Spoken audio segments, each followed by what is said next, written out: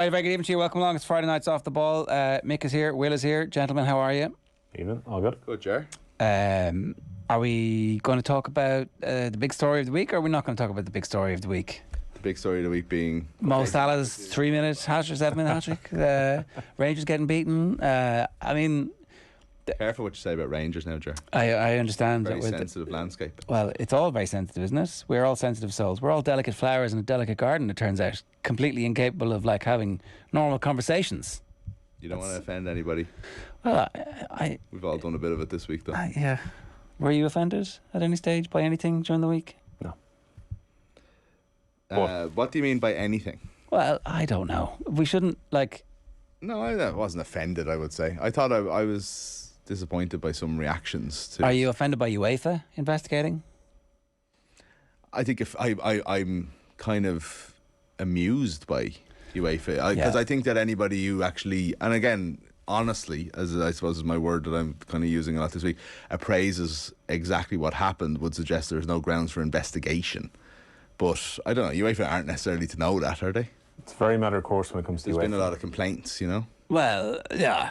A lot of little busybodies. Well, yeah. I would say there's been complaints from parties to which it is a beneficial thing to describe Irish people as wild pro-IRA Fenians. Yeah.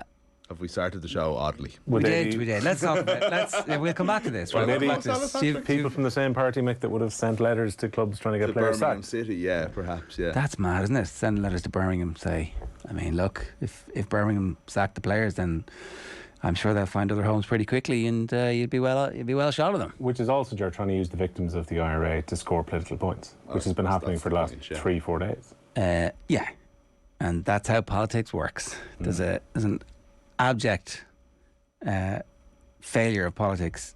Anyway, there we go.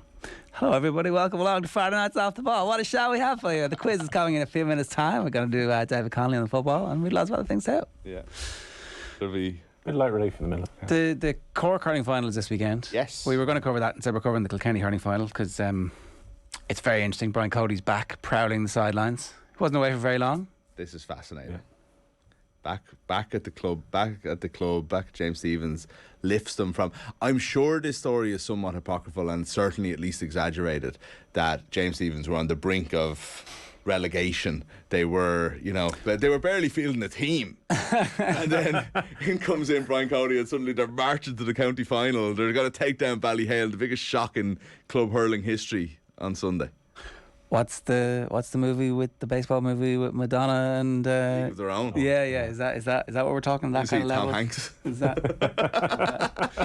Yeah. Or I'm trying to think of other scratch teams where somebody comes in. I mean, is it Escape to Victory? Is that what's happening here? They're like as overpowered as the prisoners of war were by Nazi Germany in that movie as they are going up against Ballyhale. Yeah. Is that a good analogy? This is quite the analogy. I need something else. Is there some other? I suppose maybe if they'd have Pele on their maybe team. Ballyhale are the Iceland ice hockey team, and What's that movie? James Stephens are Team Mighty USA, Ducks. who are basically just the Mighty Ducks team plus about 3 other guys. Right, is it the Mighty Ducks? Yeah, Mighty Ducks. Okay. D2, the Mighty Ducks. It's an entire franchise I've missed. Coach Gordon Bombay. Second only to Brian Cody in terms of legendary coaches on the Sure, sports. Cody's played the Flying V at some point as well along the way. Thinking maybe Friday Night Lights after the QB goes down. Is that also? Does that work? Other similar. Who's it? After Jackie Tyrrell goes down, who's the Matt Saracen coming in? We've lost it. Tune in a little bit later. Paul Murphy's going to preview that game for us. But it is always interesting when somebody leaves the high octane world and then does actually genuinely go back to the club. Because lots of people are like, I've had it. I have had my fill. I'm tired. I'm not doing any more of this. And then other people, it is genuinely just this little drug that they get a high from and they go back and they spread some fire. Yeah. I thought he might take a little break, but then again, I think he was already involved. People were saying with James Stephens at underage level anyway, and he was always in and around the club. It's not the same. Like the senior team in the senior championship in Kilkenny. Real sports team. So Ballyhale have won half of this century's Kilkenny hurling titles. Yeah. They've won 10. If they win this, it'll be 50% exactly. Yeah. 11 out of 10. One block away from potentially winning 4 All-Irelands in a row. And it's 5 in a row club titles, and they didn't do 5 in a row, and they did the first 4 in a row this century, and I'm only talking about since the year 2000. So they definitely you could paint them as like an empire of, and at the same time they're like a quite small club by comparison to many other things. So it's an incredible story this weekend, and I don't know, maybe it's winning people over to the whole split season, is it? Finally, shut up. Is it? It's become the ongoing debate. Look, I'm kind of in mixed camp on this one, because we've talked about this a million times off air. I think people will get somewhat intrigued by the idea of, say, St Finbarr's potentially doing a double. The fact that there's the same 2 clubs contesting both finals in Dublin, this Kilkenny final. I put it to you that the early stages of all championships, particularly given the crappy formats that we have all around the country, are crap. And it's the same with the inter-county season. Like, next season is going to be even more pronounced. The league is going to be even less meaningful next year, because there are at least round robins in the championship for the good teams. Okay, those teams who are on the verge of being, relegated or whatever from Sam Maguire, we'll probably have to put a better effort into the league. But but the hurling league is literally, I think we didn't know it was the case this year, but it played out that way, and now we're going to go into it knowing that the hurling league is completely and utterly pointless at the moment. Now the round robin is back, it becomes far less. Like, there's far less in it for most teams. Yeah. Fair enough. Look, it's fine. It is what it is. But I think you're right on the split season thing. The problem, I think, that people will take a bit of getting used to, it's not necessarily having to be for or against it. I think it'll get used to it, is that in August, because early stages of the championship are bad to watch from a neutral's point of view. If you should have your club and you should go to those games, and that's great. They're in the round robin stages or whatever. There's no interest. So there's no national focus on GEA in all of August. That takes a lot of getting used to. It's the height of summer. It's everybody's still off school. So think piece. I'm pitching it's wrong. Pitching a think piece for August 2023. After the women's team reached the quarterfinals of the World Cup. Yeah. And it's the only show in town for the whole month. Think piece. Dear editor, I have an idea. This is the start of a new generation of Irish people being into football instead of GAA. 1,500 words, thanks. The GAA have lost incredible ground to the sport of football. Yeah. I need some cliches. The plucky young sport of association football.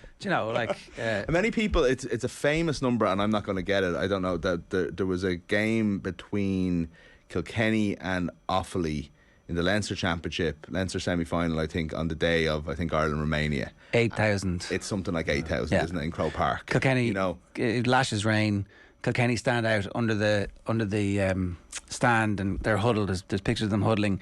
Offaly go back into the change rooms. Offaly come out and destroy them in 10 minutes, and it's like this giant shock. Yeah. I suppose my point is that... but nobody saw it. The GEA has been through euphorias and madness. It's like this idea that... famine and the plague. This idea that it's all going to go away because there's no games in August anymore, I think isn't true, but it doesn't mean that we can't perfect the system. Yeah. Split season has been an absolute success by the fact that I think it was a survey this week, wasn't it? Like 80% of intercounty players in particular were in strong or in favour of it or in strong favour. I haven't spoken to a player yet who's against the idea. It's very very strongly in favour. My pitch and my think I'd be slightly different to yours, Ger. I think the trick that's been missed is that August is a great opportunity. That's not my pitch, by the way. That's like columnist. Anyway, go on. For the business end, particularly if the amalgamation... When they're finished talking about what the up-the-ra culture means for Irish society, they'll move on to this. Yeah, when the amalgamation happens, which feels inevitable at this stage, of the 4 different bodies that could become the new GAA, why not use August for the knockout stage of the ladies' football? 100%. We were saying that all summer. It's like, absolutely. This is like, shift that back. Instead of copying, like, no, we're going to do that now. And now... I do understand that I did speak to a couple of club those women might want to go on holidays with some of the men who were playing. It's like, well, we can't go on holidays because you're playing now. Well, that's Like, I spoke to a couple of friends who are like club ladies football players, and they're like, we have club seasons too. Like, if we don't address that in ladies football in Camogie, we've the exact same problems that the men's team do. But I'm sure there's ways around it. I do think though that they're like, if they staggered those by 2 weeks or 4 weeks, so that you went final, quarter-final, semi-final, final of the Camogie and the women's football, it would take you all the way through to the start of September and away. I mean, most counties are also out by the time the semi-finals come round. So counties not playing should be encouraged to start their championships in ladies football and Camogie. Well, there are a lot of counties that are still absolutely not taking full advantage of the opportunity that is given to them, and there are still a lot of counties that don't have their house in order when it comes to fixtures. They're getting better, it seems, but there are still loads of counties that are miles behind where they should be. Yeah. And like you were speaking to Bud and Mangan a couple of weeks ago. Oh, sorry, it was Adrian who was hosting OTB AM that morning, and he was talking about how imperfect the Westmeath system was, particularly where they had to play 4 times effectively in 10 days across the football and hurling teams for players involved. That shouldn't happen in a split season. Yeah. The dual club is an issue. It is definitely like. But it's the way it is as well. Like, I mean, if you're successful in both, I mean, I don't think you can arrange. These were the first few rounds of the championship. Galway, I'm not sure. I think maybe Cork, they do week on, hurling week, football week, hurling week, football week. If you're playing in both, I think you can probably just about manage it. My concern with the split season at the moment is I was thinking about this from I was thinking about Tony Kelly, as I often am, and Ballier are in another Clare County final, right? They won it last year. From what I am hearing from, I'm not sure if it's even official, but certainly from unofficial forces, county teams are back meeting at the moment. I heard one county's back. Come on, lads, come on. I think there's a few. I think if you were knocked out before, is it the quarterfinals? I think you're allowed to collectively meet now again. But you're going to be playing in like the 1st of January, you know, even like it's not unusual that the 15th to 14th of October that they would be getting together. But for a lot of these, and I know it's not I know Tony Kelly money in the bank, lads, money in the bank. But if they win again next Sunday, well, he won't be playing until they're out of the Munster. I know, but when does it stop? Because as soon as they're out of Munster, he rejoins the Clare panel. Yeah. And it was the same last season. And this goes, and there's an awful lot of players like this. And like, I mean, there's some of these guys will play the other sport as well. It's up to the county to say. It never stops. Well, it's up to the county to say, you're going to need a break. We're giving you 6 weeks off. Do this. This is your programme. But come back for round 2 of the league. Do you know what I mean? I think they are looked after in a certain way, but I still think that their teams are active. Well, and these people are natural leaders a lot of the time, and they are. And I just feel like there's whatever about the physical break. I feel like that might be managed better. I don't know if there's ever a mental break. Well, was there no break? So when was the first round of the Clare Hurling Championship, and when did they go out? What were the dates? So the Clare went out. I don't know the dates, but they went out in the All Ireland semi-final. And there was a contingency plan, I think, to put it back by a week if Clare made the final. But other than that, I think there was 3 weeks between the semi-final and the start of the first round championship. Semi-final, yeah, because that's it. Because they were out the week after the All Ireland hurling final, which is why they had the contingency for an extra week if they made it. Yeah, so that's a 3 week gap between the All Ireland hurling semi-final and the first round of the Clare championship. Was it quite a long championship? Yeah, but it's every second week in a dual county, you know, like you can't just run it off, like, you know. Well, Wexford ran it off, didn't they? No, not this year, but it has in the past, yeah. Right. But Wexford decided to play one, finish one and then go the other. Yeah. Which is why a lot of Wexford lads are in Australia right now. And waiting for the Leinster Championship. There might be something to that, though, is there? Like, I don't know. Here's the thing. There should definitely be somebody whose job it is to sit on a committee and go, did that work? Did that work? Did that work? Here's the information. Here's what you're going to recommend to everybody. Like, there are definitely some counties who have a system in place where the best clubs play each other. There's an intermediate championship and there's a junior championship, and there's great mobility between these. And then there are other counties that have, like, everybody's a senior club, and it doesn't seem to work very well. Look, the experience within the counties is very different as well. Like, I would argue against the idea of having a games programme where, say, teams in Wexford could be finished in their code by the middle of August and not have other games. But I know people in Wexford who claim it actually enables top players to play both codes and to structure their lives around it. So, and maybe get some time off. Yeah. Going back to the original point about the kind of excitement around these games and the storylines that are in them, like you mentioned them, the two teams in the north side versus south side in Dublin in hurling and football, that's class. I was just passing through Drumcondra today, and it's all Nafina everywhere. You know, you wouldn't have that. I don't know. It's funny how other sports don't do it in that way, even in the city where the GAA doesn't kind of permeate the community in the same way. But it's still, GAA is great at that. But it's kind of exciting, you know. And then the Cork one is class. Like the Cork County final this weekend, like two old traditional city clubs, and you know the Rockies and the Bars. You know, Finbars haven't won it since '93. Ger Cunningham is over them. Like there's like people think Blackrock are still going to win it, but I don't know. It's